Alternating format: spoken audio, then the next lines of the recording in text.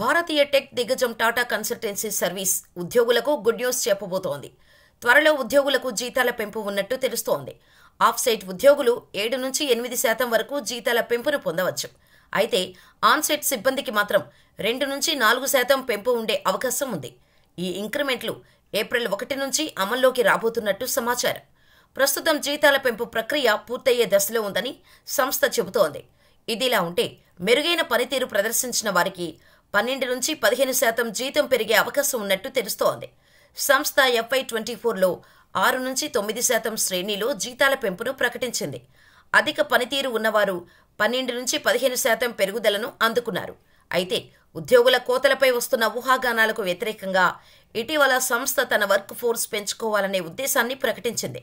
TCS chief executive officer K Krithivasan ఈ విషయాన్ని వెల్లడించారు. 2024లో నియామకాలు చేపట్టాలనే TCS లక్ష్యం గురించి మాట్లాడుతూ రిక్రూట్మెంట్ ప్రయత్నాలను తగ్గించే ప్రణాళికలు లేవని చెప్పారు. డిసెంబర్ 31, 2023 నాటికి 6 లక్షలకు పైగా వర్క్ ఫోర్స్ను కలిగి ఉంది.